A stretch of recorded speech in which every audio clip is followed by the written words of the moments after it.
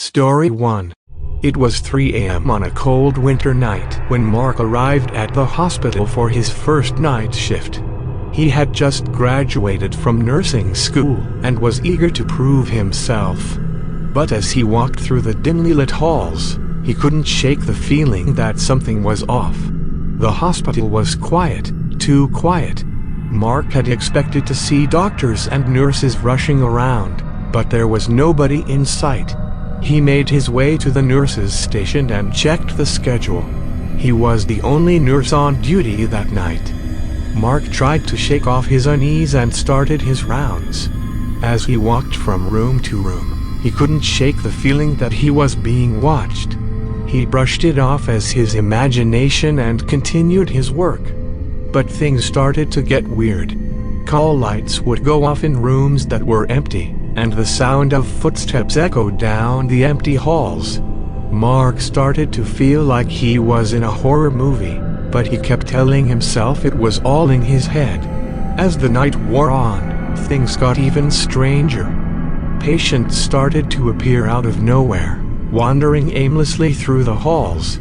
Some were bleeding or coughing, and Mark rushed to help them. But as soon as he reached them, they vanished into thin air. Mark was starting to lose his grip on reality. He tried to call for help, but his phone was dead. He checked the clocks on the walls, but they all read 3 a.m. Time had stopped. And then, he heard the laughter. It was high-pitched and manic, echoing down the halls. Mark tried to follow the sound, but it seemed to be coming from all directions at once. As he turned a corner, he saw her. A little girl, sitting in the middle of the hallway. She was pale and gaunt, with black hair that hung in her face.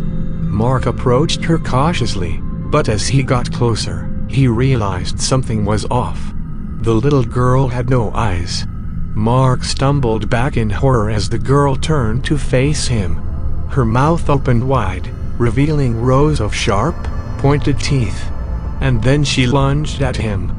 Mark tried to run, but the halls had twisted and turned into a labyrinth. The girl was everywhere, always just out of sight. Mark was trapped, alone and terrified. And then, he woke up. Mark sat up in bed, gasping for breath. It had all been a nightmare, a figment of his imagination. He looked at the clock on his bedside table. It read 3 a.m. And then, he heard the laughter. It was high-pitched and manic, echoing through his apartment. Mark realized with a sinking feeling that he wasn't alone. He was trapped, just like in his dream. And there was no escape. Story 2. It was a dark and stormy night when Sarah stumbled upon the old red phone box. She was lost and alone, and the rain was coming down in sheets. As she huddled under the small awning of the phone box, she noticed something strange. The phone was ringing. Sarah hesitated for a moment, wondering if she should answer. But the ringing persisted, and she finally picked up the receiver. "Hello?" she said tentatively. There was no response. Sarah tried again, but still, there was only silence on the other end of the line.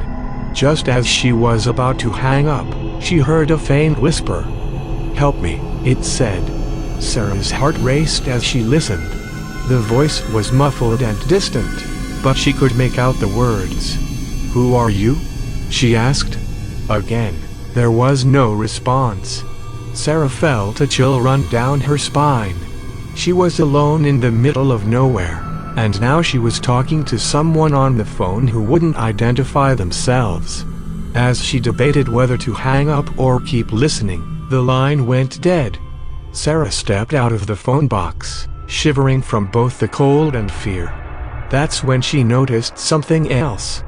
The red phone box was no longer on the side of the road where she had found it. It had moved.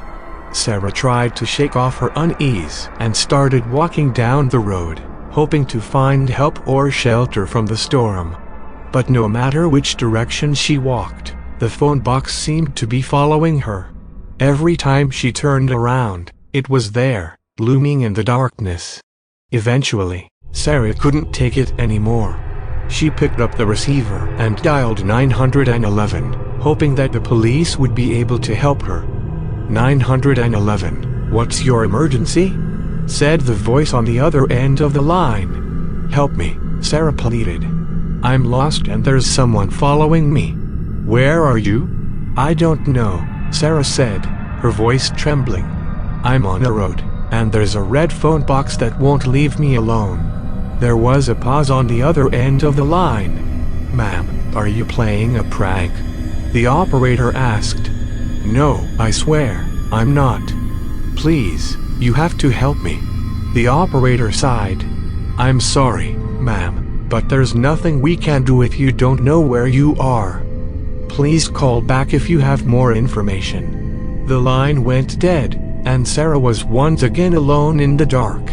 But this time, she wasn't alone for long. The phone in the red phone box started ringing again, and Sarah could hear the same faint whispering voice on the other end. Help me, it said. Sarah tried to ignore it and keep walking, but the phone box seemed to be getting closer. She turned and ran, her heart pounding in her chest. But it was no use. The phone box was everywhere, looming over her like a giant monster. Sarah could hear the voice on the phone growing louder and more insistent. And then, she saw them. A group of figures, standing in the distance. They were tall and thin, with skin that was as white as snow. As Sarah drew closer, she could see that they had no faces. Sarah screamed and turned to run, but the red phone box was blocking her way. She was trapped, alone and terrified. And then, the figures were upon her.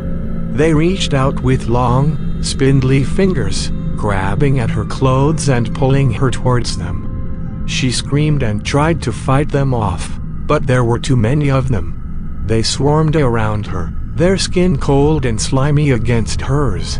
She was trapped, alone in the darkness with the creatures. And then, just as suddenly as they had appeared, they were gone. The phone box was empty once again, and the silence was deafening. She stumbled out of the box, shaking and covered in sweat. She knew she had to get away from there, to find somewhere safe. But as she turned to leave, she saw something that made her blood run cold.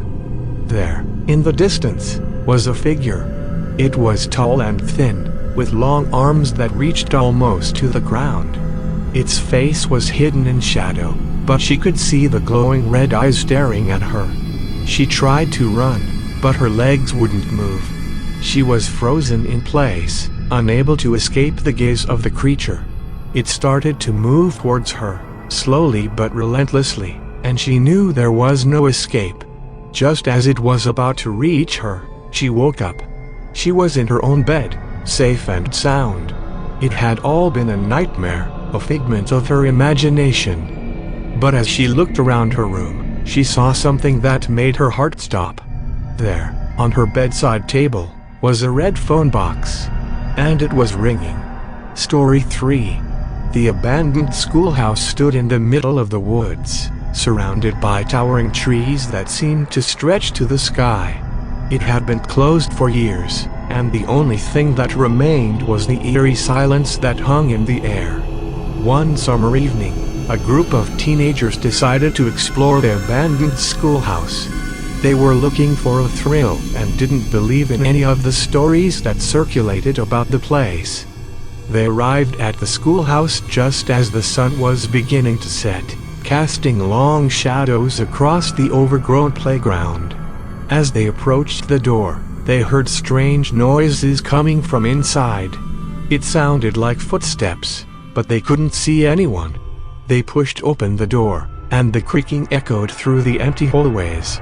The air was thick with dust, and the only light came from the faint glow of the moon peeking through the windows. They split up, each taking a different hallway to explore. As they walked, they noticed strange things, desks overturned, broken glass on the floor, and a pervasive sense of darkness that seemed to surround them. Suddenly, they heard a loud banging noise coming from upstairs. It sounded like someone was throwing furniture around. They cautiously made their way up the stairs, holding onto the railing to keep from falling. The banging grew louder with each step they took. When they reached the top of the stairs, they saw a room with the door ajar. The room was filled with shadows, and they couldn't see what was inside. They hesitated for a moment, then pushed open the door. Inside, they saw an old man sitting in a rocking chair, staring out the window. He was dressed in ragged clothes, and his face was twisted in a grotesque expression of anger. They tried to back away slowly, but the old man stood up and turned to face them. His eyes were completely black, and his mouth hung open, revealing rows of sharp teeth. He let out a deafening scream, and the teenagers bolted down the stairs, trying to get out of the schoolhouse as fast as they could. As they ran through the hallways, they heard the old man's footsteps following them. They burst through the door and ran across the playground, not stopping until they were far enough away to catch their breath. Years later, the teenagers still talk about their experience at the schoolhouse. They know that what they saw wasn't just their imagination, but a real encounter with the supernatural. They warn others to stay away from the schoolhouse, but there are still those who seek the thrill of exploring its haunted halls. Story 4. The town of Portaferry had always been known for its peaceful, coastal charm. But one summer, a strange occurrence shook the community to its core. It started with reports of a mysterious figure lurking around the town at night. People claimed they had seen a tall, slender man with unnaturally long limbs and fingers. He wore a dark suit, but his face was always hidden in the shadows. At first, many dismissed the reports as mere superstition. But as the sightings became more frequent and detailed, a sense of unease settled over the town. Then, one night, a group of teenagers decided to investigate the sightings for themselves. Armed with flashlights and cameras, they ventured into the deserted streets, determined to capture evidence of the mysterious figure. As they walked, they heard a strange sound coming from an alleyway. It sounded like someone whispering in a language they didn't understand. They cautiously approached the alley, their flashlights revealing a figure huddled in the corner. It was the man from the sightings. His skin was pale and stretched tightly over his bones. His eyes were black and sunken, and his fingers were unnaturally long and thin. He stared at them with an unsettling intensity, his lips curling into a grotesque smile. The teenagers tried to run, but they found that they were rooted to the spot. The man's whispering grew louder and more frenzied, filling their heads with images of death and despair. Suddenly, the man lunged forward, his arms extending impossibly long to wrap around the teenagers. They screamed as they felt his icy fingers grip them tightly, draining their life force with every passing second.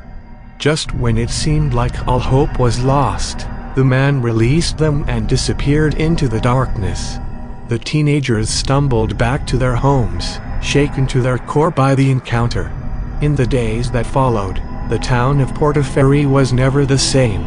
The sightings of the mysterious figure continued, and people began to lock themselves indoors at night, too afraid to venture out. Rumors circulated that the man was a demon, summoned from the depths of hell to wreak havoc on the town. Others claimed that he was a vengeful spirit, seeking revenge for some unknown wrongdoing. Whatever the truth may be, the man from Portaferry remains a haunting presence in the town's collective memory, a reminder that evil can lurk in the most unexpected places. Can lurk in the most unexpected places. Can lurk in the most